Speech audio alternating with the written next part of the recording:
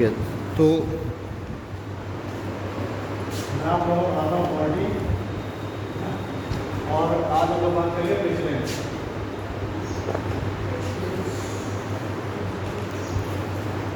बाकी सारी चीज़ें आपकी हो गई, प्रियम्बल हो गया, ठीक है। उसके बाद प्रियम्बल के बाद कॉन्स्टिट्यूशन हो गया, संविधान का निर्माण, फिर आपका फंडामेंटल राइट्स भी हो गए, डीपीएस भी हो गया, फंडामेंटल ड्यूटीज हो गई, है ना, सिटीजनशिप हो गया, स्टेट और उसके जो प्रोविंस है वो हो गए, संघ और उसके राज्य क्षेत्र, ठीक है, ये चीज़ हो गई, ठीक। पार्लियामेंट हो गया। आज हम लोग करेंगे प्रेसिडेंट। अगली एक क्लास कोई और मिलेगी तो उसमें हम लोग बात करेंगे, सुप्रीम कोर्ट की। जब हम प्रेसिडेंट पढ़ेंगे तो प्रेसिडेंट आपका है आर्टिकल 52 से लेकर के और आर्टिकल 61 तक। प्रेसिडेंट मेन जो है आर्टिकल 52 से लेकर 61 है, और बाकी तो प्रेसिडेंट पूरे कॉन्स्टिट्यूशन में आपको जगह जगह मिलेगा। जैसे कि अगर आप आपातकाल इमरजेंसी देखेंगे तो वहाँ पर भी आपको प्रेसिडेंट के बारे में बहुत सारे प्रोविजन मिलेंगे। लेकिन मेन आर्टिकल 52 से लेकर के आर्टिकल 61 के बीच में, ठीक है, यहीं पर सारा दिया हुआ है कि भाई हमारे संविधान में लिखा है कि भारत का एक राष्ट्रपति होगा, वो भी यहीं पर है। राष्ट्रपति की क्या शपथ होगी वो भी यहीं पर है। राष्ट्रपति के कार्य, उसके जो दायित्व है यहीं पर है। राष्ट्रपति के लिए जो क्वालिफिकेशन है वो भी इसी के बीच में है। राष्ट्रपति पर महाभियोग कैसे लगाया जाएगा वो भी इसी में है। राष्ट्रपति का निर्वाचन और कौन राष्ट्रपति को चुनेगा, वोट कौन देगा, वो भी यहीं पर है ना। तो ये आप इसमें जो है आर्टिकल 52 से 61 के बीच में है। सबसे पहले हम देखते हैं आर्टिकल 52 क्या कहता है। तो आर्टिकल 52 कहता है कि भारत का एक राष्ट्रपति होगा। आर्टिकल जो 52 है कॉन्स्टिट्यूशन का, उसमें क्या लिखा हुआ है, भारत एक राष्ट्रपति होगा।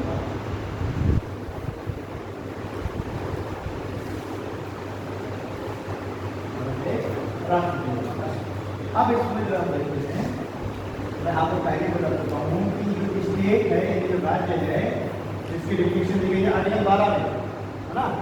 इसमें अगर सिंपल लेवल में हम कहें स्टेट क्या है तो आम नागरिक और न्यायपालिका को छोड़ के बाकी सब राज्य है ना। चाहे वो बैंक हो, चाहे वो एनटीपीसी हो, रेलवे हो, है ना, चाहे सांसद हो, विधायक हो, ये सब क्या है, स्टेट है। ठीक, स्टेट से मैंने आपको 3 तरह बताया कि जिनमें से एक था विधायिका, दूसरा था कार्यपालिका और तीसरा था न्यायपालिका। इनमें से जो कार्यपालिका है, इस कार्यपालिका का एग्जीक्यूटिव है। एग्जीक्यूटिव का कार्यपालिका का जो प्रमुख है वो क्या है, वो है राष्ट्रपति।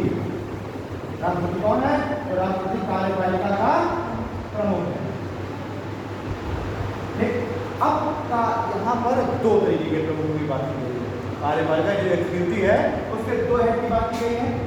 ठीक, जैसे कि कार्यपालिका का एक तो प्रमुख होता है जिसे हम बोलते हैं नॉमिनल है, यानी कि नाम मात्र का प्रमुख या नाम मात्र की कार्यपालिका। कार्यपालिका का एक प्रमुख है जिसे हम कहते हैं नॉमिनल है, यानी नाम मात्र का प्रमुख, और एक दूसरा है जिसे हम कहते हैं रियल हेड, यानी कि वास्तविक प्रमुख, जिसे हम बोलते हैं वास्तविक कार्यपालिका। तो जो नॉमिनल है वो है प्रेसिडेंट। नॉमिनल है कौन है, प्रेसिडेंट। ये नाम मात्र देखने में लग रहा है कि प्रेसिडेंट सबसे ऊंचा है, लेकिन एक्चुअली में सबसे ऊंचा कौन है, प्राइम मिनिस्टर, प्रधानमंत्री। तो नॉमिनल है, नाम मात्र कार्यपालिका तो है राष्ट्रपति। देखने में लग रहा है कि राष्ट्रपति सबसे ऊंचा है, लेकिन एक्चुअली में सबसे ऊंचा कौन है, प्रधानमंत्री। यानी हम दूसरों को ये भी कह सकते हैं कि राष्ट्रपति ऐसी शेर के जैसा है जिसके ना दांत है और ना नाखून, बस बैठा है, देखने में क्या लग रहा है कि शेर है, लेकिन नाखून और दांत तो है नहीं, तो क्या पावर है उसके पास, नहीं। ठीक है, तो नॉमिनल हो गया प्रेसिडेंट और वास्तविक हो गया प्राइम मिनिस्टर। यानी केवल राष्ट्रपति साइन करेगा बस, और साइन करने के लिए उसको कहेगा कौन, प्रधानमंत्री। तो साइन करने वाला ज़्यादा महत्वपूर्ण होगा कि साइन करने के लिए कहने वाला। ठीक है, ये है किंग, लेकिन एक्चुअली ये है किंग मेकर, मेन तो ये है पर्दे के पीछे। ठीक है, राष्ट्रपति प्रधानमंत्री किसी भी बात को टाल नहीं सकता। प्रधानमंत्री ने जो इसको सलाह दिया वो इसको करना पड़ेगा। ठीक है, तो जो आपका आर्टिकल 53 है, आर्टिकल 53 कहता है कि राष्ट्रपति कार्यपालिका का प्रमुख है।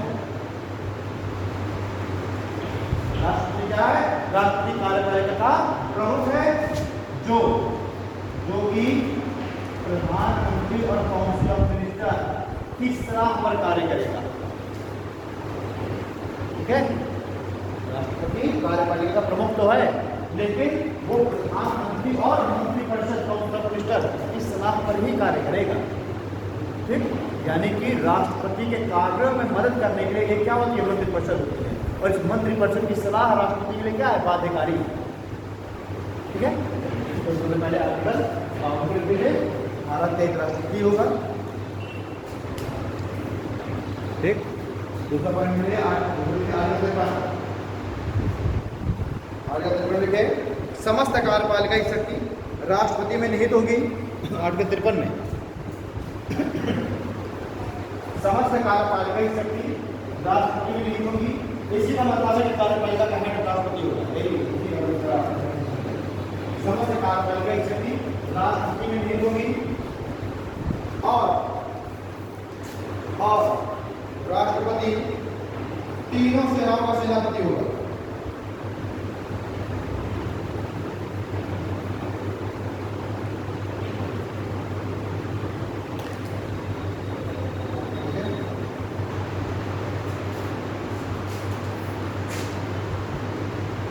आर्टिकल 53 आर्टिकल 74 हो गया। आर्टिकल 53 क्या है? समस्त कार्यपालिका की शक्ति राष्ट्रपति में निहित होगी और राष्ट्रपति ही क्या है? जो चुनाव का सभापति है, यानी सभी जो एग्जीक्यूटिव पावर है वो राष्ट्रपति के द्वारा ही दी जाएगी। चाहे किसी विदेशी से संशोधन करना हो, संधि करना हो, किसी का भी अपॉइंटमेंट करना हो, कोई भी कानून बनाना हो, किसी देश के साथ मित्रता करनी हो, व्यापार करना हो या ना करना हो, ये सब के लिए सही कौन करेगा? ठीक है, लेकिन आर्टिकल 74 क्लॉज 1 कहता है कि राष्ट्रपति के कामों में मदद करने के लिए एक होती है मंत्रिपरिषद, और राष्ट्रपति इसी मंत्रिपरिषद की सलाह के अनुसार ही कार्य करेगा। और 42nd कॉन्स्टिट्यूशनल अमेंडमेंट आया और उसमें कह दिया गया कि मंत्रिपरिषद की सलाह राष्ट्रपति के लिए होगी बाध्यकारी। देखो इसमें नोट डाल के आर्टिकल 74 क्लॉज 1, नोट डाल के आर्टिकल 74 क्लॉज 1 ठीक है। 42वें संविधान संशोधन अधिनियम 1976 के अनुसार 42वें संविधान संशोधन अधिनियम 42nd कॉन्स्टिट्यूशनल अमेंडमेंट 42वें संविधान संशोधन अधिनियम 1976 के तहत राष्ट्रपति के तहत राष्ट्रपति समस्त कार्यपालिकाई शक्तियों का प्रयोग 42वें संविधान संशोधन अधिनियम 1976 के तहत राष्ट्रपति समस्त कार्यपालिकाई शक्तियों का प्रयोग मंत्रिपरिषद की सलाह के अनुसार ही करेगा। मंत्रिपरिषद की सलाह के अनुसार ही करेगा और मंत्रिपरिषद की सलाह के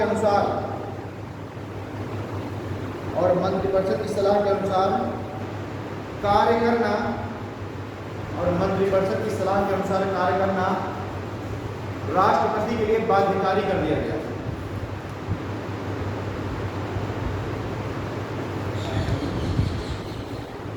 सलाह करना राष्ट्रपति के लिए बाध्यकारी कर दिया गया।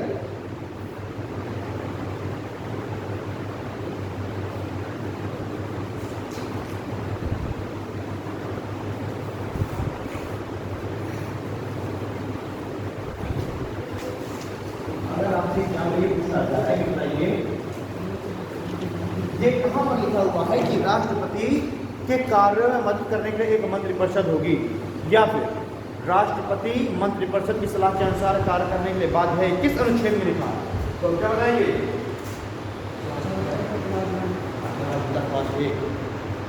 क्योंकि आर्टिकल 53 में क्या लिखा है? आर्टिकल 53 में यही लिखा है ना कि समस्त कार्यपालिका की शक्ति राष्ट्रपति में निहित होगी। लेकिन आर्टिकल 74 क्लॉज 1 में क्या लिखा हुआ है कि जो प्रेसिडेंट है, प्रेसिडेंट किसकी सलाह के अनुसार कार्य कर रहा है? मंत्रिपरिषद की। और इस मंत्री परिषद का प्रधान कौन होता है? प्रधानमंत्री। प्रधानमंत्री का अलग से इलेक्शन होता है क्या प्रधानमंत्री का? नहीं ना, सांसद का इलेक्शन होता है, उन्हीं सांसदों में से एक व्यक्ति बनता है प्रधानमंत्री। तो यानी कि इसी मंत्री परिषद का ही है कौन है? Prime minister. और एक्चुअली जो प्राइम मिनिस्टर है एक ब्रिज के रूप में काम करता है। मंत्री परिषद और प्रेसिडेंट, आर्टिकल 70 पद में एक में क्या लिखा है कि मंत्री परिषद की सलाह के अनुसार ही कार्य करेगा प्रेसिडेंट। तो मंत्री परिषद और प्रेसिडेंट के बीच में एक ब्रिज के रूप में कार्य करता है प्रधानमंत्री। भाई मंत्री परिषद का हर एक मंत्री तुरंत राष्ट्रपति के पास नहीं पहुंच जाएगा। राष्ट्रपति के पद की भी गरिमा है ना, तो हर एक मंत्री तुरंत राष्ट्रपति के पास नहीं पहुंच सकता, तो उसकी रिपोर्ट वगैरह लेके कौन पहुंचेगा? प्रधानमंत्री। राष्ट्रपति अगर मंत्री परिषद से कोई भी रिपोर्ट मांगता है तो वो रिपोर्ट प्रधानमंत्री लेके जाता है राष्ट्रपति के पास।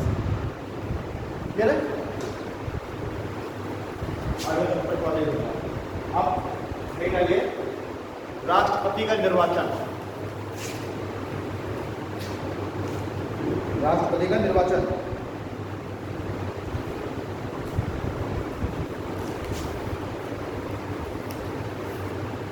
निर्वाचन हम तीन चीजें, एक देखेंगे योग्यता, ठीक है, कि योग्यता क्या होनी चाहिए उसके अंदर, ठीक है।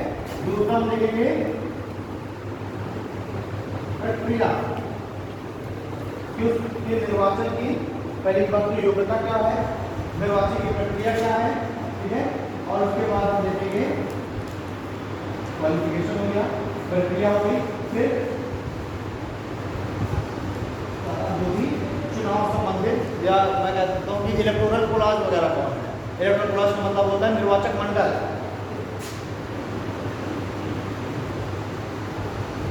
निर्वाचक मंडल, क्वालिफिकेशन, प्रोसीजर और निर्वाचक मंडल कौन होगा। जैसे कि मान लीजिए जो एमएलए है, एमएलए के चुनाव के लिए निर्वाचक मंडल कौन होता है? निर्वाचक मंडल का मतलब होता है जो वोट दें, ठीक है। तो एमएलए यानी विधायक के चुनाव में निर्वाचक मंडल कौन होता है? आम जनता। सांसद के चुनाव में निर्वाचक मंडल कौन होती है? आम जनता, ठीक है। वहीं अगर मैं कह दूं कि राज्यसभा के सदस्य, लोकसभा के सदस्य, जो लोकसभा के सदस्य हैं, लोकसभा के सदस्यों में निर्वाचक मंडल कौन है? आम जनता। हम लोकसभा का चुनाव होता है ना प्रधानमंत्री होता है संसद के लिए, वही एक होता है राज्यसभा के चुनाव। क्या आपने राज्यसभा के चुनाव में कभी देखा है कि वोटिंग पैटर्न लगे हुए? नहीं, राज्यसभा के चुनाव हमेशा लोकसभा का चुनाव लगा उस समय तो आपने खूब बोर्डिंग पैनल नारेबाजी सब देखा होगा। राज्यसभा के चुनाव में आपने कभी ना देखा होगा प्रचार प्रसार। क्यों? क्योंकि राज्यसभा के चुनाव में आम जनता निर्वाचक मंडल है ही नहीं। राज्यसभा के चुनाव में निर्वाचक मंडल कौन है? निर्वाचक मंडल अलग अलग होता है। जैसे कि कुछ सीटें चुनते हैं विधायक, जो एमएलए वो चुनते हैं, ठीक है। इसी तरीके से कुछ सीटें राष्ट्रपति नॉमिनेट करता है। तो ये किसके पास जाएंगे अपना एडवर्टाइजमेंट करने, प्रचार प्रसार करने? जो विधायक सभी राज्यों की, एक्चुअली जो राज्यसभा है ये हाउस ऑफ स्टेट कहलाती है। हाउस ऑफ स्टेट यानी ये राज्यों का प्रतिनिधित्व करती है। तो इसको जो वोट देते हैं वो कौन वोट देते हैं? वो वोट देते हैं हर एक राज्य के विधायक, एमएलए। और 12 सीटें ऐसी हैं जिनको राष्ट्रपति नॉमिनेट करता है। तो हमसे आपसे क्यों वोट मांगने जाएंगे राज्यसभा वाले? ठीक ऐसे ही अगर हम स्टेट लेवल पर देखें तो विधानसभा, लेजिस्लेटिव असेंबली, विधानसभा का अपने चुनाव में खूब प्रचार प्रसार देखा होगा। विधायक जिनको नॉर्मल आम बोलते हैं, मतलब विधायक नहीं सदस्यों को बोल देते हैं।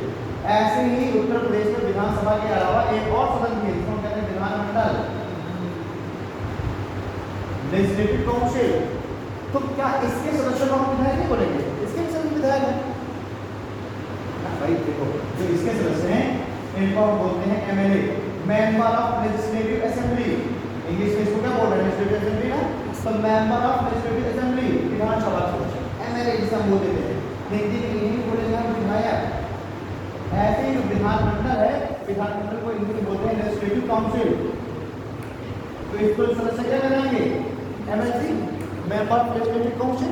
तो हिंदी में इसके भी विधायक कराएंगे, हिंदी में एमएलसी में तो विधायक कराएंगे। लेकिन आपने एमएलए के चुनाव में लोगों को आपने पार्टिसिपेट किया है, एमएलसी चुनाव में आपने कभी पार्टिसिपेट नहीं किया। क्यों? क्योंकि हम आप साधारण जो आम जनता है वो एमएलसी के चुनाव में वोट नहीं दे सकती। तो वोट कौन देगी?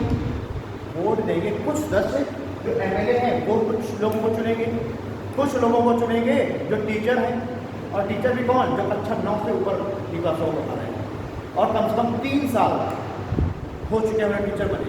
कुछ सदस्यों को जो राज्यपाल है वो नॉमिनेट करता है, कुछ सदस्यों को नॉमिनेट करते हैं स्टूडेंट जो कम से कम ग्रेजुएशन कर चुके हो, है ना। इस तरीके से अलग अलग लोग होते हैं। आम जनता होती नहीं, तो इनके निर्वाचक मंडल जब आम जनता नहीं, आम जनता के पास वोट मांगने नहीं आते। ऐसे ही जब राष्ट्रपति का चुनाव है इसमें निर्वाचक मंडल को कहा है, और कौन में निर्वाचक मंडल में लोकसभा के सदस्य, राज्यसभा के सदस्य, कौन कौन वोट देगा राष्ट्रपति के चुनाव में, लोकसभा के सदस्य, राज्यसभा के सदस्य और विधानसभा के सदस्य।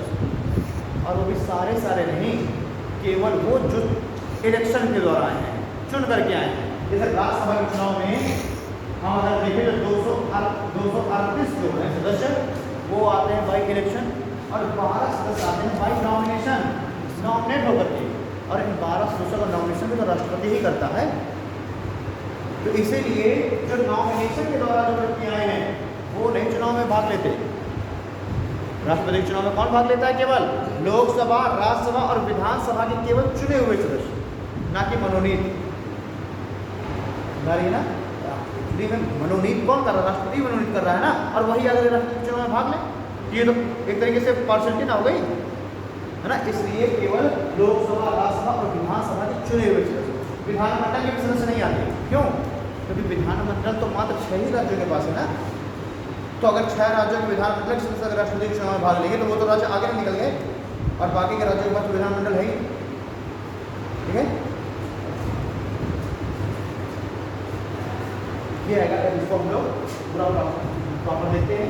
तो पहले ये बना लिया आपने, निर्वाचन में राष्ट्रपति का निर्वाचन, उसमें योग्यता, प्रक्रिया और निर्वाचक मंडल टेबल बनाइए। इसमें डालिए आर्टिकल 58, आर्टिकल 58,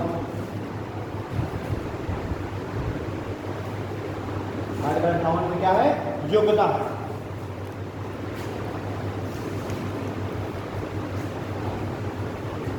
इसमें एक पॉइंट और डालिएगा, शर्तें, योग्यता, प्रक्रिया, शर्तें और निर्वाचन मंडल।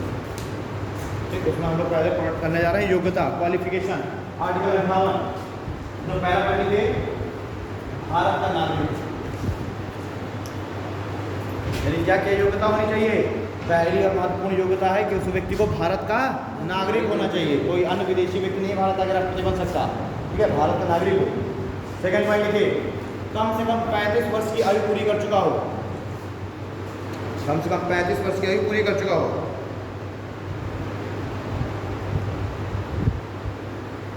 ठीक है, और थर्ड पॉइंट लिखिए, लोकसभा का सदस्य चुने जाने की योग्यता रखता हो, लोकसभा का सदस्य चुने जाने की योग्यता रखता हो।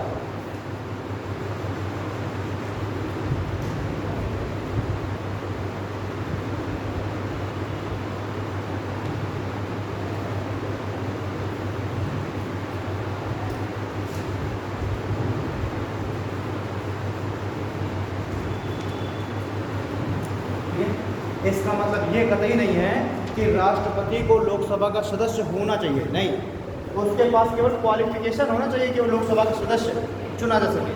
ठीक, जो जो क्वालिफिकेशन है लोकसभा का सदस्य चुने जाने की, वो सारी क्वालिफिकेशन किसके पास होनी चाहिए, राष्ट्रपति के पास। और एक ऐसा जन प्रतिनिधित्व अधिनियम, जन प्रतिनिधित्व अधिनियम 1951, इस जन प्रतिनिधित्व अधिनियम 1951 के आधार पर जो जो क्वालिफिकेशन है लोकसभा का सदस्य चुने जाने की, वो सारी क्वालिफिकेशन राष्ट्रपति के पास होनी चाहिए। ठीक है, साथ ही साथ एक और चीज, अगर कोई व्यक्ति राष्ट्रपति पद के लिए अपनी उम्मीदवारी प्रस्तुत कर रहा है तो उसको कम से कम 50 लोगों का समर्थन मिलना चाहिए, यानी 50 का चाहिए प्रस्तावा। ऐसा नहीं है कि जिसका भी मन करा और वो राष्ट्रपति पद के लिए खड़ा हो गया, नहीं, कम से कम 50 व्यक्ति क्या होने चाहिए, प्रस्तावक होने चाहिए, जो उसके नाम का प्रस्ताव दें। वो कोई भी हो सकते हैं, लोकसभा से हो सकते हैं, राज्यसभा से हो सकते हैं, है ना, लेकिन 50 ऐसे सदस्य होने चाहिए जो कि उसके नाम का प्रस्ताव दें, और 50 ऐसे सदस्य होने चाहिए जो उसके नाम का अनुमोदन कर दें, समर्थन कर दें। 50 लोग तो प्रपोज करें और 50 लोग उसमें अपना समर्थन करें कि हाँ हम इनसे सहमत हैं, तो फिर ऐसे व्यक्ति को राष्ट्रपति पद के लिए खड़े होने की अनुमति मिल जाएगी। इस तरह तो सब के सब ना खड़े हो जाएंगे। ठीक, इसलिए कम से कम 100 लोग तो तुम्हारे जो भी तुम्हारे इलेक्टोरल कोलाज में है निर्वाचक मंडल में, उनमें से कम 100 लोग तो तुम्हें समर्थन देंगे कि हाँ भाई ये खड़े होने चाहिए। ठीक, लिखिए इसमें, लिखिए जनप्रतिनिधित्व अधिनियम, जनप्रतिनिधित्व अधिनियम 1951, जनप्रतिनिधित्व अधिनियम 1951 में राष्ट्रपति के लिए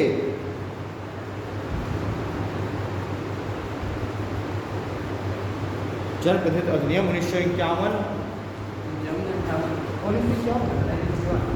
जनप्रतिनिधित्व अधिनियम 1951 के द्वारा राष्ट्रपति पद के उम्मीदवार, राष्ट्रपति पद के उम्मीदवार के लिए राष्ट्रपति पद के उम्मीदवार के लिए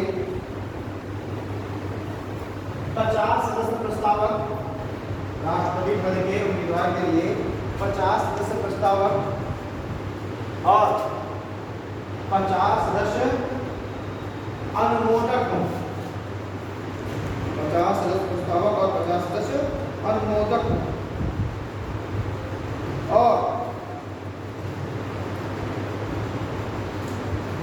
और 50 सदस्य क्या होंगे, प्रस्तावक होंगे और 50 सदस्य होंगे अनुमोदक, अनुमोदक मतलब समर्थक। ठीक है, और 15,000 रुपये की जमानत राशि, 15,000 रुपये की जमानत राशि जमा की गई, 15,000 रुपये की जमानत राशि जमा की गई। ठीक है, नेक्स्ट पॉइंट लिखिए,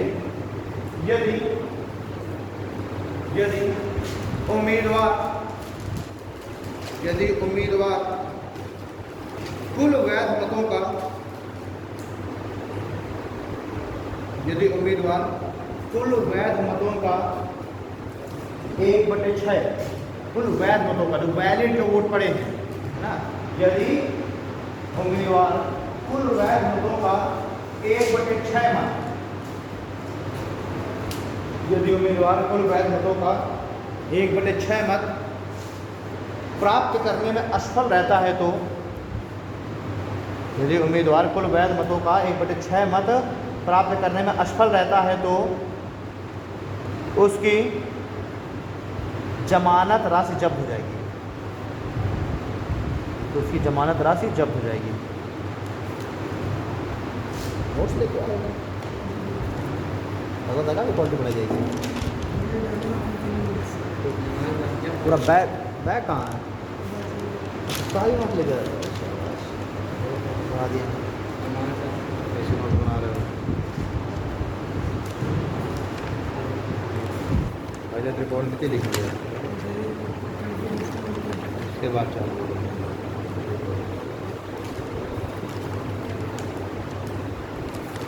ठीक है।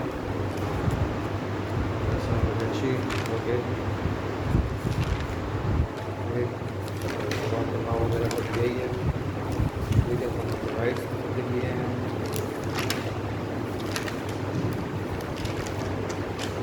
ठीक है, हो गया है, हो गई है, हो गया है।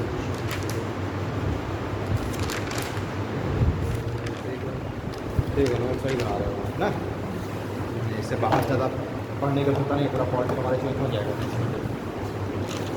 ओके, ठीक, आपने कभी सुना होगा ना कि यार उसकी जमानत राशि भी जब्त हो गई, तो जब जितने कुल वोट पड़े हैं और उस कुल वोट का 1/6 भी अगर नहीं प्राप्त कर सके, अब वो हर एक इलेक्शन में होता है। जैसे विधायक में 10 लोग खड़े हो गए, विधायक के चुनाव में, MLA के चुनाव में 10 लोग खड़े हो गए, तो उनमें से कुछ लोगों को तो ठीक ठाक वोट मिल जाएगी। सपोज कुल वोट पड़े मान के 1 लाख, अब 1 लाख सदस्य ऐसे होते हैं जिनको 1 लाख का 1/6 भी नहीं प्राप्त हो पाती, तो उनकी क्या होती है, जमानत राशि भी जब्त हो जाती है।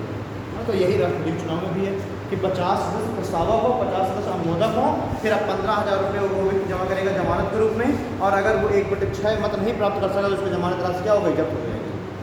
ठीक है ना, नेक्स्ट सही लगे शर्तें, आर्टिकल 59, आर्टिकल 59 शर्तें।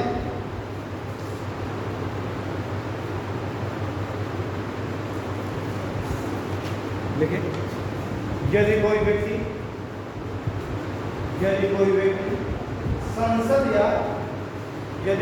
संसद या राज्य विधानमंडल का सदस्य है, तो यदि कोई व्यक्ति संसद या राज्य विधानमंडल का सदस्य है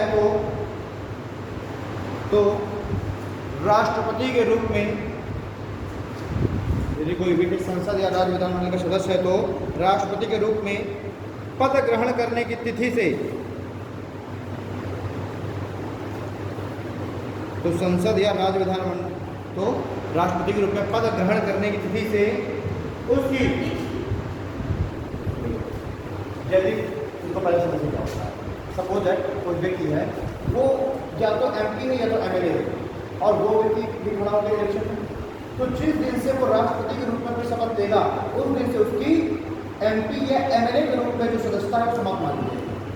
ऐसा नहीं हो सकता ना कि एक वैसे राष्ट्रपति भी और एमपी भी हो, तो अगर एमपी है एमएलए है कोई बात नहीं, ठीक है, चुनाव लड़ सकता है, लेकिन जिस दिन वो राष्ट्रपति बन गया उस दिन से उसकी एमपी या एमएलए के रूप में क्या होगी, सदस्य समाप्त। तो इसी में हम लिख रहे हैं कि यदि कोई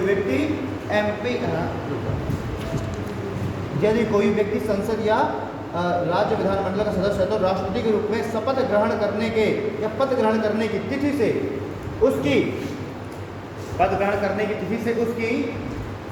संसद या विधानमंडल से सदस्यता समाप्त मानी जाएगी। उसकी संसद या राज्य विधानमंडल से, मतलब जहां पर भी वो सदस्य रहा हो, तो उसकी संसद या राज्य विधानमंडल से सदस्यता समाप्त मानी जाएगी।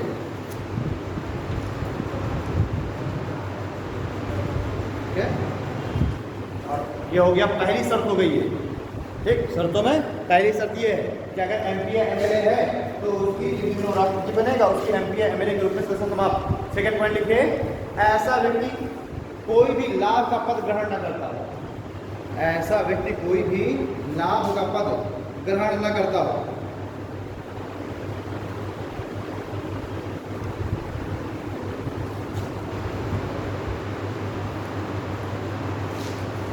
ठीक है, अब लाभ का पद क्या है? लाभ का पद है कि आप कहीं से भी सरकार के द्वारा कहीं से आपको सैलरी लेना मिल रही है। आप लेखपाल हैं तो लाभ का पद, चपरासी हैं लाभ का पद, मिनिस्टर हो, मैंने कहा नहीं कि अगर व्यक्ति एमपी या एमएलए है तो राष्ट्रपति के रूप में सदस्यता ग्रहण करने से पहुंच जाएगी, यानी कि एमपी और एमएलए लाभ का पद नहीं है, तो क्या है, वो समाज सेवा का पद है, भले ही सैलरी मिलती है 3 लाख 4 लाख, है ना। आप चपरासी हैं तो लाभ का पद पर है भाई, अगर वो भी एमपी और एमएलए अगर लाभ का पद होते तो राष्ट्रपति का चुनाव कैसे लड़ सकता है वो व्यक्ति? बुला रही ना, आप राज्यपाल हैं तो आप लाभ के पद पे नहीं है, ठीक है, राज्यपाल भी राष्ट्रपति चुनाव लड़ सकता है, ठीक है, आप सुप्रीम कोर्ट के मजिस्ट्रेट हैं तो आप लाभ का पद पर हैं, लेकिन जो रिटायर्ड मजिस्ट्रेट है वो लाभ का पद नहीं है। ठीक, तो कोई भी व्यक्ति लाभ के पद पर नहीं होना चाहिए। ठीक है, तुम सरकारी नौकरी में हो, तुम रिजाइन कर दो, उसके बाद तुम जो है खड़े हो जाओ राष्ट्रपति चुनाव में, है ना। अब कोई भी पद लाभ का पद है या नहीं, इसका निर्धारण कौन करेगा? संसद। अगर ये ऐसा केस आया कि भाई ये पद लाभ का पद माना जाएगा कि ना माना जाएगा, तो इसका निर्धारण कौन करेगा? संसद कानून बना करके लिख देगा भाई ये पद लाभ का पद है, ये पद लाभ का पद नहीं है। और कोई व्यक्ति लाभ के पद पर है या नहीं, इसका निर्धारण कौन करेगा? चुनाव आयोग। ठीक है, तो इसमें लिख लीजिए, नोट डाल करके पहला पॉइंट लिखिए। ठीक है, कोई पद लाभ का पद है या नहीं, कोई पद लाभ का पद है या नहीं, इसका निर्धारण संसद करेगा। कोई पद लाभ का पद है या नहीं, इसका निर्धारण संसद करेगा। और सेकंड पॉइंट, कोई व्यक्ति कोई पद लाभ का पद है या नहीं, इसका निर्धारण संसद करेगा। सेकंड पॉइंट, कोई व्यक्ति लाभ के पद पर है या नहीं, कोई व्यक्ति लाभ के पद पर है या नहीं, इसका निर्धारण निर्वाचन आयोग द्वारा किया जाएगा।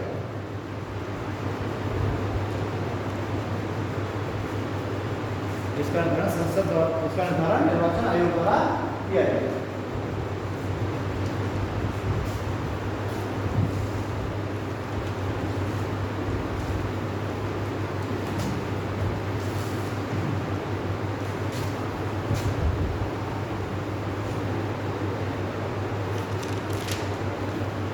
ले जा रही प्रक्रिया, प्रक्रिया राष्ट्रपति चुनाव की प्रक्रिया है।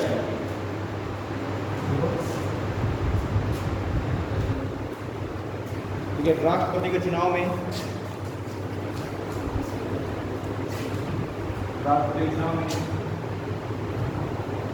आनुपातिक प्रतिनिधित्व,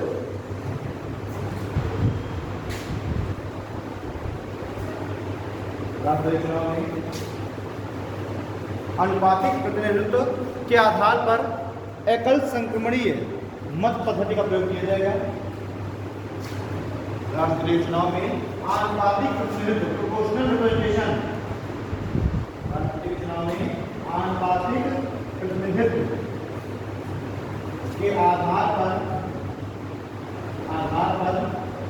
एकल संक्रमणीय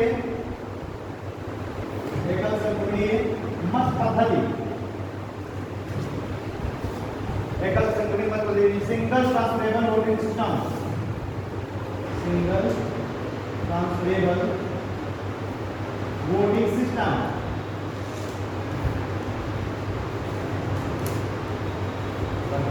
आनुपातिक प्रतिनिधित्व के आधार पर एकल संक्रमणीय मत पद्धति के द्वारा, हाँ, एकल संक्रमणीय मत पद्धति का प्रयोग किया जाएगा। एकल संक्रमणीय मत पद्धति का प्रयोग किया जाएगा।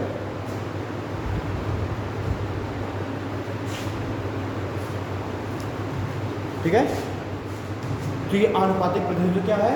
एक्चुअली में क्या होता है राष्ट्रपति चुनाव में, अब ऐसा नहीं है कि first past the post system नहीं यूज होता। इसमें first past the post system क्या होता है कि निर्धारित मत जो कोई सबसे ज़्यादा पा जाए वो जीत जाएगा, ऐसा नहीं है। मान लीजिए एमएलए का चुनाव है, अब एमएलए के चुनाव में जो सबसे ज़्यादा वोट पा गया वो जीता माना जाता है। लेकिन राष्ट्रपति चुनाव में ऐसा नहीं है। राष्ट्रपति चुनाव में क्या होता है, तीन लोग ए बी सी, तीन लोग इसमें प्रेफरेंस दी जाती है। जितने भी एमएलए एमपी हैं वो क्या करेंगे, पहले एक व्यक्ति को अपनी प्रेफरेंस देंगे। तो किसी ने मान लीजिए किसी व्यक्ति ने कोई 1 है 2 है 3 है 4 है 5 है ना, ये ऐसे बहुत सारे लोग हैं। इन्होंने क्या किया कि पहले जो ए वाला राष्ट्रपति कैंडिडेट उसको अपनी प्रेफरेंस इस पहले वाले ने दिया, पहली प्रेफरेंस इसको दिया, तीसरी प्रेफरेंस इसको दिया, दूसरी प्रेफरेंस। ठीक, फिर जो दूसरा आदमी है इसने ए को दिया तीसरी प्रेफरेंस, इसको दिया दूसरी प्रेफरेंस, इसको दिया पहली प्रेफरेंस। ठीक, फिर इसने क्या, इसने इसको पहली दिया, इसको दूसरी दिया, इसको तीसरी दिया। फिर इसने क्या किया, इसको दूसरी दिया, इसको तीसरी दिया, इसको पहली दिया। फिर इसने इसको तीसरी, इसको तीसरी, इसको पहली दिया। ठीक, ऐसे वोट प्रेफरेंस दी गई। अब देखा जाएगा कि सबसे कम प्रेफरेंस किस व्यक्ति को मिली है, सबसे कम प्रेफरेंस किसको मिली है। यहाँ पर अगर देखो जिसको देखो पहली प्रेफरेंस देखिए है ना, दो लोगों ने पहली प्रेफरेंस दे रखी है, इसको 3 लोगों ने पहली प्रेफरेंस दे रखी है, लेकिन इसको किसी ने पहली प्रेफरेंस दे रखा, तो इसको क्या मिलेगा, और इसको जितने भी वोट मिले हैं वो वोट किसको कर दिए जाएंगे, आधे इसको आधे इसको, आधे वोट इसे दे देंगे, आधे वोट उसे दे देंगे। अब इन दोनों में देखा जाएगा कि पहली प्रेफरेंस में कौन है ना, तो अब इनमें से ज्यादा पहली प्रेफरेंस किसको मिली है, इसको, क्योंकि 3 लोगों ने पहली प्रेफरेंस रखा है और तीसरी प्रेफरेंस में केवल 1 ने रखा है, जबकि यहाँ पर 2 लोगों ने तीसरी प्रेफरेंस दिया है। तो हम इसको भी सॉल्व कर दिया जाएगा और इसके भी वोट किसने दिए जाएंगे, इसे दे देंगे। अब ऐसे करके इसमें कौन लास्ट में बचा, तो बहुत ही पेचीदी प्रक्रिया है। इसलिए आनुपातिक प्रतिनिधित्व, प्रोपोर्शनल रिप्रेजेंटेशन और एकल संक्रमणीय मत पद्धति, सिंगल ट्रांसफरेबल, ट्रांसफर हो रहा है वोट है ना, वोटिंग सिस्टम का प्रयोग किया जाता है प्रक्रिया में। बहुत पेचीदी प्रक्रिया है और डिफिकल्ट प्रक्रिया है। ठीक है ना, इस तरीके से इसका ये यहाँ पे प्रोसीजर का मीनिंग पूछेगा, बस ये पूछेगा कि राष्ट्रपति के चुनाव में किस प्रक्रिया का प्रयोग किया जाता है, तो आप उस प्रक्रिया में लिखेंगे आनुपातिक प्रतिनिधित्व के आधार पर एकल संक्रमणीय मत पद्धति का प्रयोग किया जाता है। ठीक, और अप्रत्यक्ष चुनाव होगा, इनडायरेक्ट इलेक्शन होगा। इसमें कोई खुले आप वोट नहीं, इसमें क्या हो रहा है, इसमें केवल कुछ ही लोग वोट दे रहे हैं। इसमें अप्रत्यक्ष चुनाव हो रहा है ना, हम आप देखो अप्रत्यक्ष चुनाव का मतलब क्या है, इनडायरेक्ट इलेक्शन का मतलब क्या है। मैं तो एक चीज और ये भी पूछा सकता है कि राष्ट्रपति चुनाव में इनडायरेक्ट इलेक्शन हो रहा है कि डायरेक्ट इलेक्शन हो रहा है। यहाँ पर इनडायरेक्ट इलेक्शन हो रहा है, क्यों, क्योंकि एक्चुअली में राष्ट्रपति को क्यों चुन रहे हैं, कैसे, क्योंकि हम ही ने तो चुना एमपी और एमएलए को, एमपी और एमएलए को हम नहीं चुना, और यही एमपी और एमएलए हमारे ही बिहार पर जाके किसको चुन रहा है? प्रेसिडेंट को। एमपी एमएलए हमारे ही प्रतिनिधि हैं, हम ही प्रेसिडेंट को चुनाए कि भाई तुम हमारे वाली जगह कानून बनाओ, तुम हमारे वाली, हमने यानी एमपी को अधिकार दिया, मतलब कि क्या है, हमने उसको अनुमति दे दी कि तुम हमारे वाली जाकर के प्रेसिडेंट को चुनो। तो यहाँ पर एक डायरेक्ट इलेक्शन हो रहा है कि डायरेक्ट? क्यों? क्योंकि हम आप प्रत्यक्ष रूप से राष्ट्रपति चुनाव में भाग नहीं ले रहे, हम आप कैसे भाग ले रहे हैं? अपने एमपी और एमएलए के माध्यम से भाग ले रहे हैं। और एमपी के चुनाव की बात करें तो एमपी के चुनाव में डायरेक्ट इलेक्शन होगा कि डायरेक्ट होगा, क्योंकि हम आप सीधे एमपी को चुन रहे हैं, एमएलए को हम आप सीधे चुन रहे हैं। राज्यसभा का सदस्य, राज्यसभा सदस्य, इसका चुनाव इनडायरेक्ट है कि डायरेक्ट? इनडायरेक्ट। क्यों? क्योंकि हमने चुना एमएलए को और एमएलए ने जाकर वोट दिया राज्यसभा सदस्य। इसका भी चुनाव कैसा हो गया? इनडायरेक्ट, अप्रत्यक्ष। राष्ट्रपति का चुनाव अप्रत्यक्ष। तो इसके चुनाव की प्रक्रिया क्या है? आनुपातिक प्रतिनिधित्व के आधार पर single cast paper voting system और अप्रत्यक्ष चुनाव, इनडायरेक्ट इलेक्शन, अप्रत्यक्ष निर्वाचन, ठीक है ना? ये हो गई इनडायरेक्ट इलेक्शन। राष्ट्रपति के चुनाव में इनडायरेक्ट इलेक्शन या अप्रत्यक्ष चुनाव का प्रयोग किया।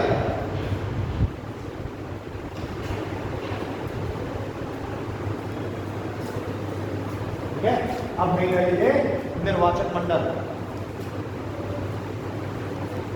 निर्वाचन मंडल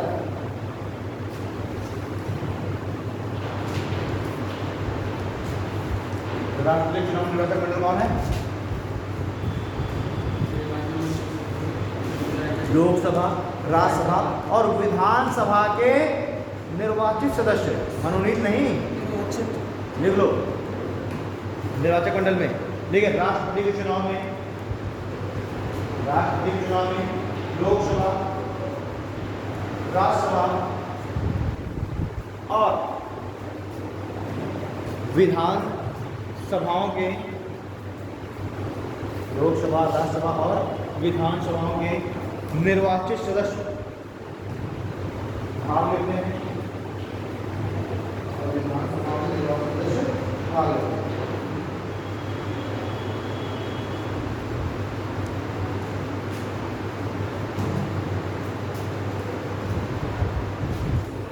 ठीक है जी, चलिए हो गया राष्ट्रपति का निर्वाचन। अब है जाइए राष्ट्रपति के वेतन एवं भत्ते। क्या हुआ?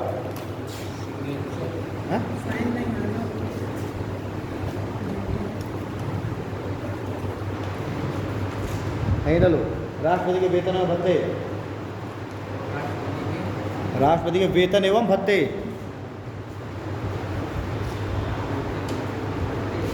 हाँ, वेतन एवं भत्ते, सैलरी एंड अलाउंसेस, है ना?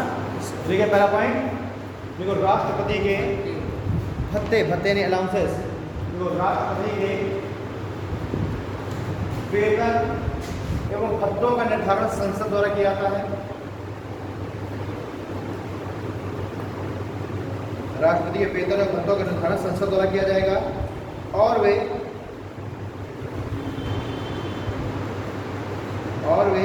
भारत की संचित निधि पर भारित होंगे।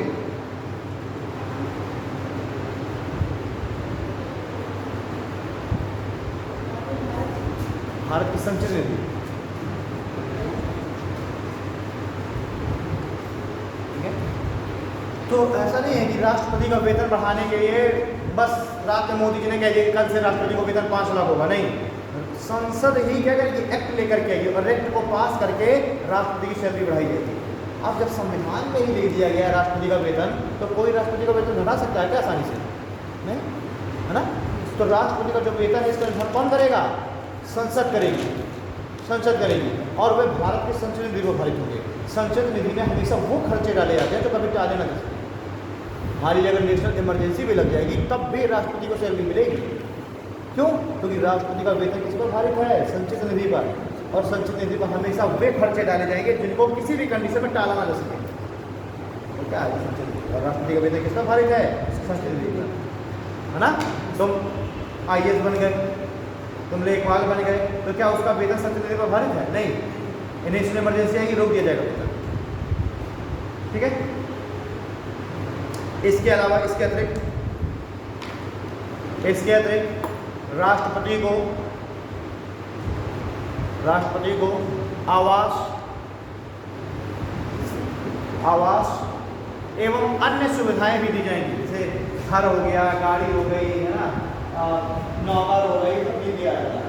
तो उसके अंदर राष्ट्रपति को आवास एवं अन्य सुविधाएं भी दी जाती हैं।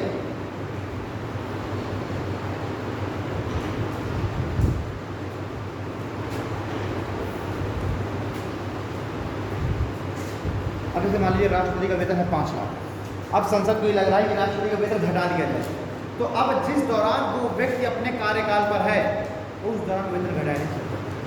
अगर वेतन घटाना भी है तो जब वो रिटायर हो जाएगा, दूसरा व्यक्ति जब राष्ट्रपति बन रहा है उस दौरान आप अमेंडमेंट करके आप घटा दीजिए वेतन। यानी कि राष्ट्रपति के कार्यकाल के दौरान उसके वेतन भत्तों में, उसकी सुविधाओं में किसी भी प्रकार का नकारात्मक परिवर्तन नहीं कर सकते, सकारात्मक परिवर्तन कर दीजिए, बढ़ा दीजिए, सुविधाएं सब बढ़ा दो, लेकिन आप घटा नहीं सकते उसके कार्यकाल के दौरान। ठीक है, देख लीजिए, राष्ट्रपति के कार्यकाल के दौरान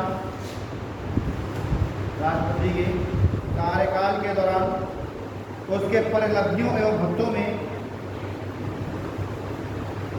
राष्ट्रपति कार्यकाल के दौरान उसके परिलब्धियों और भत्तों में किसी भी प्रकार का, उसके परिलब्धियों और भत्तों में किसी भी प्रकार का नकारात्मक परिवर्तन नहीं किया जा सकता,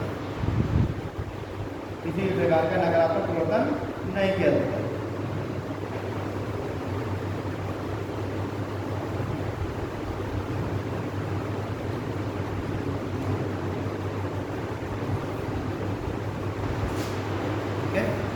आगे लिखिए शपथ।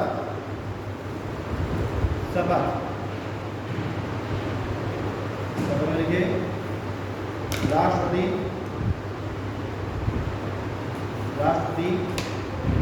श्रद्धापूर्वक अपने कर्तव्य के पालन, राष्ट्रपति श्रद्धापूर्वक अपने कर्तव्य के पालन एवं अपनी क्षमता अनुसार, श्रद्धापूर्वक अपने कर्तव्य का पालन एवं अपनी क्षमता अनुसार संविधान के परिरक्षण, अपने श्रद्धा अनुसार संविधान के परिरक्षण का मतलब है प्रोटेक्ट, संरक्षण यानी कि प्रिजर्व, अपने क्षमता अनुसार संविधान के परिरक्षण, संरक्षण एवं प्रतिरक्षण,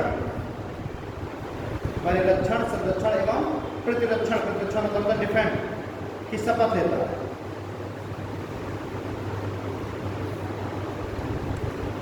शपथ लेता है, ठीक है।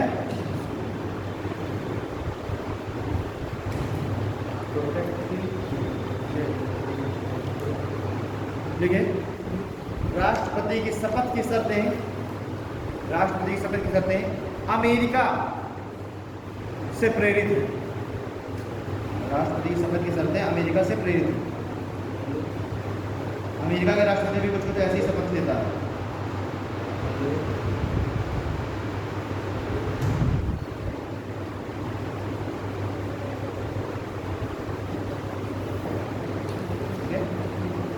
क्या कह सकते हैं कि अमेरिका का राष्ट्रपति जिस लैंग्वेज का प्रयोग करता है, जिस शब्दों का प्रयोग करता है, उसी शब्द का प्रयोग कौन करता है? भारत का राष्ट्रपति। तो अगर कभी आता है, आप पूछा जाता है एग्जाम में कि प्रेसिडेंट ऑफ इंडिया की जो ओथ है उसकी जो लैंग्वेज है वो कहाँ से ली गई है? तो अमेरिका से ली गई है। ठीक। अच्छा, भारत का जो राष्ट्रपति है वो एक तरीके से बिल्कुल कार्यपालिका के प्रमुख रूप में हमें दिखाई दे रहा है ना, हमें सबसे सर्वोच्च पद दिखाई दे रहा है। First citizen of India president को बोलते हैं ना। भारत का सर्वोच्च नागरिक कौन है? प्रेसिडेंट। लेकिन क्या वास्तविकता में वो भारत का सर्वोच्च नागरिक दिख रहा है? कहते तो है कि भारत का सर्वोच्च नागरिक है राष्ट्रपति, लेकिन हमें वास्तविकता में वो दिखता ही नहीं कि भारत का सर्वोच्च नागरिक। क्यों? क्योंकि आर्टिकल जो 74 का क्लॉज 1 है वो क्या कह रहा है कि राष्ट्रपति अपने सभी कार्यों के लिए मंत्रिपरिषद पर क्या होगा? उत्तरदायी होगा, मंत्रिपरिषद के प्रति जवाब देगा, या फिर मंत्रिपरिषद के सलाह के अनुसार कार्य करने के लिए क्या बाध्यकारी है। तो जब वो बाध्यकारी है किसी की सलाह के अनुसार काम करने के लिए, तो सर्वोच्च नागरिक हो गया है ना। तो आइडियल कंडीशन में तो दिख रहा है हमें कि ठीक है सर्वोच्च नागरिक है, लेकिन क्या रियलिस्टिक में वो है? नहीं है। ठीक है जी। अब नहीं चलिए राष्ट्रपति के कार्य, राष्ट्रपति के कार्य एवं शक्तियाँ।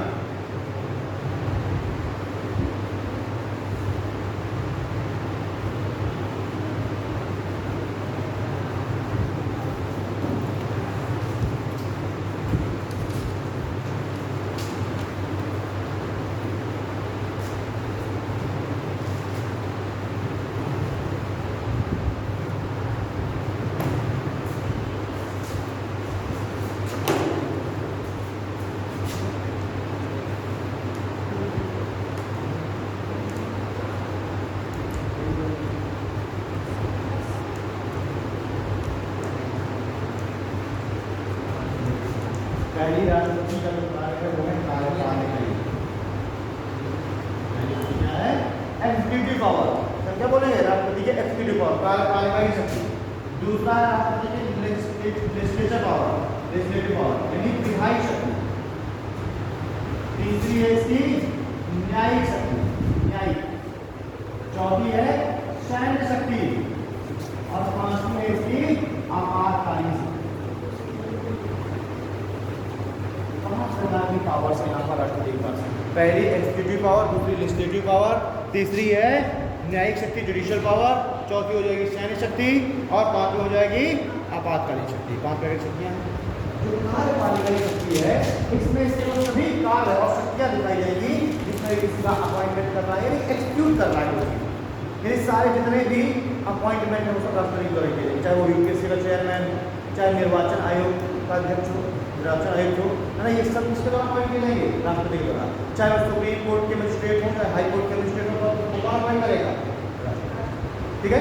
विधायी शक्तियों में क्या किया जाएगी कि मान लीजिए जो भी कोई बिल है, बिल यानी विधेयक, ठीक है, क्या होता है बिल और एक्ट, यानी जो बिल है और जो एक्ट है इन दोनों में अंतर है।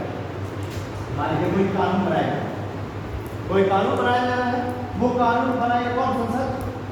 संसद के पास पावर प्राप्त है कानून बनाने की। संसद के दो चुनाव होते हैं, एक होता है लोकसभा और एक होता है राज्यसभा। अब कोई कानून बनाया जा रहा है तो उस कानून को बनाने के लिए जो प्रस्ताव है वो सपोज दैट पहले जाएगा लोकसभा में, देखो किसी में भी पहला होता है, ऐसा कोई जरूरी नहीं लोकसभा में जाएगा।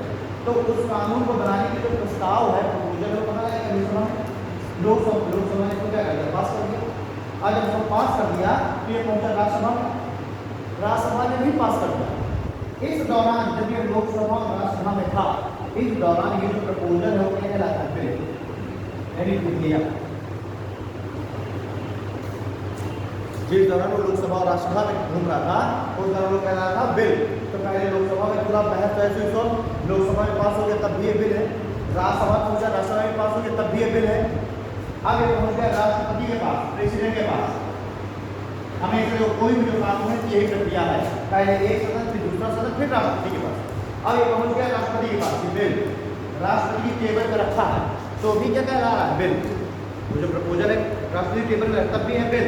और जैसे ही राष्ट्रपति ने इस प्रपोजल पर अपने कर दिए सिग्नेचर होते ही क्या कह रहा है? कानून बन गया। जब तक कि राष्ट्रपति इस प्रपोजल पर अपने साइन नहीं करेगा तब तक ये एक्ट नहीं बनेगा। ये क्या बन रहेगा? बिल। और बिल को हिंदी में क्या बोलते हैं? विधेयक। और एक्ट को हिंदी में क्या बोलते हैं? अधिनियम। अधिनियम, एक्ट। ठीक है ना? तो बिल और एक्ट में क्या डिफरेंस है?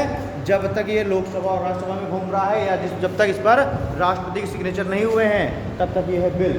और जैसे इस पर राष्ट्रपति के सिग्नेचर हुए क्या कहलाएगा? ये एक्ट। ठीक है। तो अब जो विधायी शक्ति है तो उस विधायी शक्ति में यही है कि कोई भी बिल राष्ट्रपति के सिग्नेचर के बाद ही एक्ट बनता है। और विधायी शक्ति में क्या है? अध्यादेश जारी करने की शक्ति, ऑर्डिनेंस। ऑर्डिनेंस भी राष्ट्रपति जारी कर सकता है। और विधायी शक्ति में राष्ट्रपति क्या है? Veto power. राष्ट्रपति के पास वीटो पावर भी है, वीटो कर सकता है किसी भी चीज को। ठीक है भैया, हम बात करें किस प्रकार के वीटो होते हैं? आत्यांतिक वीटो, निलंबनकारी वीटो और पॉकेट वीटो। ठीक है ना? वीटो पावर हो गई विधायी शक्ति, एक्ट बनाने की पावर वीटो पावर, अध्यादेश जारी करने की शक्ति, ऑर्डिनेंस जारी करने की अध्यादेश। अब देखो अध्यादेश क्या होता है? कोई भी कानून के लिए मैंने क्या बताया? पहले लोकसभा फिर राज्यसभा फिर राष्ट्रपति। कोई भी कानून ऐसे ही बनेगा यदि संसद ही कोई कानून बना रही है ना। अब सपोज दैट केस किसी समय ऐसा हो जब लोकसभा का ये सदन है ये सत्र में ना हो, या मैं कह दूँ संसद सत्र में ही ना हो। जैसे 3 सेशन होते हैं, संसद के 3 सेशन, विंटर सेशन, पहले एक बजट सेशन होता है, फिर बजट सेशन के बाद मानसून सेशन होता है और फिर होता है विंटर सेशन। 3 सेशन होते हैं। इन तीनों सेशन के बीच में कुछ समय के लिए जो संसद है उस सत्र पर नहीं होता, वो क्या होता है, स्थगित हो जाता है। अब मान लीजिए उसी दौरान, जिस दौरान संसद सत्र में नहीं है, उसी दौरान कोई ऐसा अचानक से इमरजेंसी आ गई कि कोई कानून बनाना पड़ गया। संसद सत्र में नहीं है और कानून बनाने की किसके पास, संसद के पास, लेकिन जिस समय संसद सत्र में नहीं है उस समय अचानक से कोई कानून बनाना है, तो उस दौरान कानून कौन बनाएगा, राष्ट्रपति बना सकता है। उसी को हम कहते हैं अध्यादेश। यानी उस समय ना तो वो प्रपोजल लोकसभा में क्या होगा ना राज्यसभा में क्या होगा, सीधे मंत्रिपरिषद जो काउंसिल ऑफ मिनिस्ट्री है उसमें सीधे ये प्रपोजल भेजा होगा प्रेसिडेंट के पास और प्रेसिडेंट ने इस पर डायरेक्ट साइन कर दिया होगा। तो एकदम क्या होगा कि आपने एक मतलब भैया होगा कानून, एक्ट। और ऐसे अगर कोई एक्ट बने तो क्या कहलाता है, ऑर्डिनेंस। वैसे तो निर्धारित प्रक्रिया क्या है ये, लेकिन अगर इमरजेंसी आ गई, कोई अचानक कोई कानून बनाना है और उस दौरान संसद सत्र पे नहीं है, संसद सत्र पर नहीं है, काम नहीं कर रही संसद, लीव में है, तो उस दौरान क्या होगा, मंत्रिपरिषद एक प्रपोजल भेजेगा राष्ट्रपति के पास और मंत्रिपरिषद की सलाह के अनुसार राष्ट्रपति काम करने के लिए बाद ही राष्ट्रपति तुरंत उस पर साइन करेगा और वो अपने आप में बन गया कानून और वो क्या कहेगा, अध्यादेश। और उसको वही पावर प्राप्त है जो पावर इस तरीके से बने हुए कानून होता है। लेकिन एक कंडीशन ये है कि जो अध्यादेश है एक लिमिटेड समय के लिए ही लागू रहेगा, क्योंकि ये अध्यादेश कब बनाया गया, ये अध्यादेश बनाया गया जिसके बाद संसद सत्र पर नहीं थी ना, अध्यादेश तो तभी बनाया गया ना जब संसद सत्र पर नहीं थी। अगर संसद सत्र पर होती तो क्या अध्यादेश जारी हो सकता था, नहीं, तब तो इस प्रक्रिया से कानून बनता। तो जिस दौरान संसद सत्र पर नहीं उस दौरान अध्यादेश जारी होगी। तो ये बताओ, जैसे ही संसद सत्र पर वापस आएगी, अब इस अध्यादेश को इस प्रक्रिया से गुजरना पड़ेगा कि ना गुजरना पड़ेगा, है ना। और एक चीज आप आगे बढ़ेंगे, इस संसद की जो इन्हीं भी 2 सत्रों के बीच, देखिए एक सत्र होता है बजट सेशन, है ना, दूसरा होता है मानसून सेशन और तीसरा होता है शीतकालीन या विंटर सेशन। 3 सेशन होते हैं। किन्हीं भी 2 सेशन के बीच अधिकतम 6 महीने का ही गैप हो सकता है। किन्हीं भी 2 सेशन के बीच में एक्चुअली 4 महीने ये होता है, जैसे ये मान लीजिए नवंबर दिसंबर में होता, फरवरी मार्च में होता है बजट, ठीक है। फिर मानसून जो सेशन होता है वो होता है जो है जुलाई अगस्त के आसपास, ठीक है, जून से लेकर के और सितंबर तक चलता है, ठीक। जो विंटर सेशन है ये चलता है नवंबर दिसंबर में, ये हो गया नवंबर, ये होता है फरवरी मार्च अप्रैल, ठीक है, ये होता है जून से लेकर के सितंबर। अब देखो मई में क्या है, मई में सत्र में नहीं है ना संसद, अप्रैल के बाद मई में सत्र में नहीं है, फिर सितंबर के बाद अक्टूबर में सत्र में नहीं है, दिसंबर के बाद जनवरी में सत्र में नहीं है। इस दौरान अगर कोई कानून बनाना है तो राष्ट्रपति क्या करेगा, अध्यादेश जारी कर देगा। लेकिन जैसे ही ये सत्र पर आएंगे वापस इस अध्यादेश को इस प्रक्रिया से चालू गुजारना पड़ेगा। अगर नहीं गुजारते हैं तो अध्यादेश समाप्त हो जाएगा, ठीक है। मैंने कहा संसद के 2 सत्रों के बीच में अधिकतम 6 महीने का गैप होता है। मान लीजिए मानसून सत्र नहीं हो पाया, मानसून सत्र नहीं हो पाया, ठीक है। तो अब अप्रैल में खत्म हुआ बजट सेशन, मई जून जुलाई अगस्त सितंबर अक्टूबर के बाद नवंबर में होना चाहिए विंटर। अब ये नहीं हो सकता कि विंटर सेशन बिना किया जाए और वापस से बजट कर दिया जाए, नहीं, क्योंकि 2 सत्रों के यानी 6 महीने में सत्र होना ही होना है। जैसे अभी कोविड के समय 2020 में क्या किया गया, गवर्नमेंट ने विंटर सेशन को खत्म कर दिया, विंटर सेशन किया ही नहीं।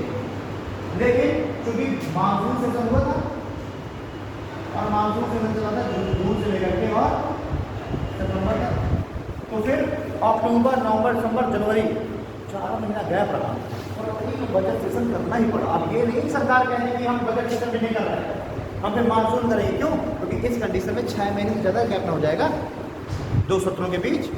और यहाँ पर क्या कह रहा है कि संसद के 2 सत्रों के बीच में अधिकतम गैप कितना हो सकता है, 6 माह। तो अध्यादेश की उम्र भी अधिकतम कितनी हो सकती है, 6 माह।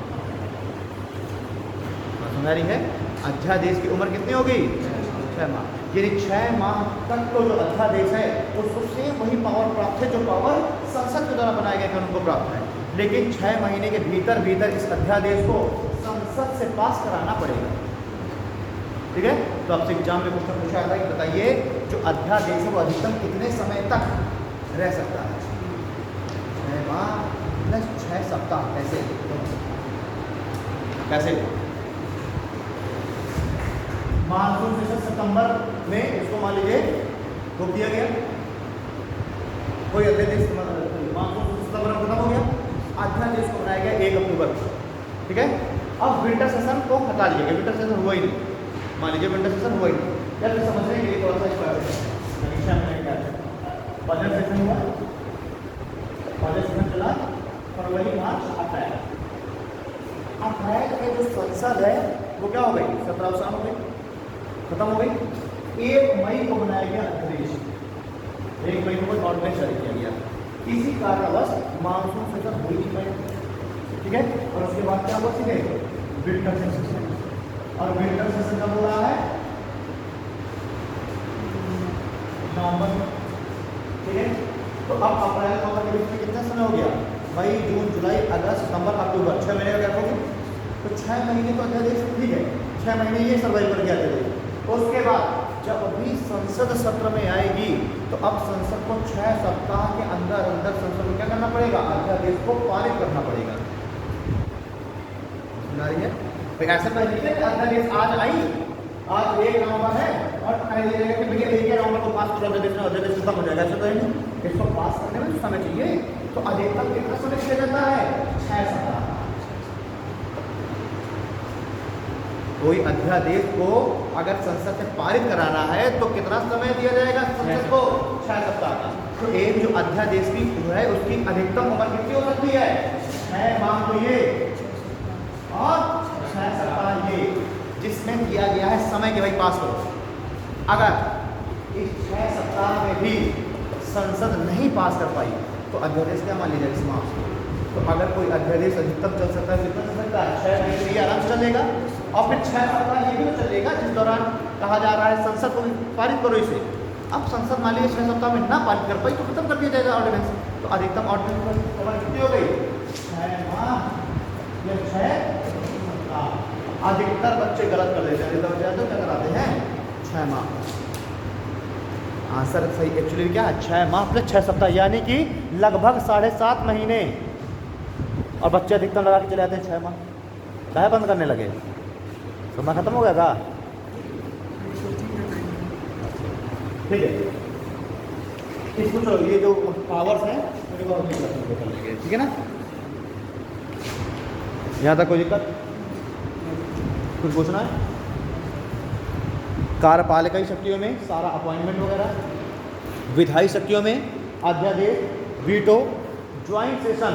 राष्ट्रपति के पास एक और बहुत बढ़िया पावर प्राप्त है कि अगर मान लीजिए किसी कानून को लेकर के लोकसभा और राज्यसभा के बीच में क्या हो जाए, कोई मनमुटाव हो जाए, या लोकसभा राज्यसभा उसको पास नहीं कर पा रहे हैं, बैठ नहीं पा रहे हैं, तो राष्ट्रपति दोनों को एक साथ बुला देगा, ज्वाइंट सेशन करा देगा और एक साथ बैठा के कह देगा हाथ उठाओ, जिसके साथ बस।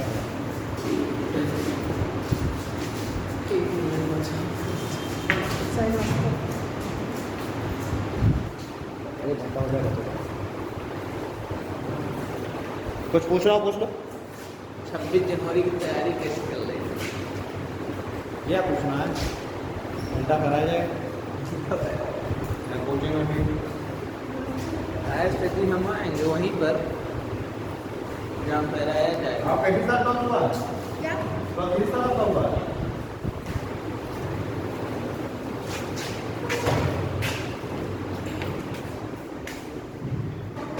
चलो आता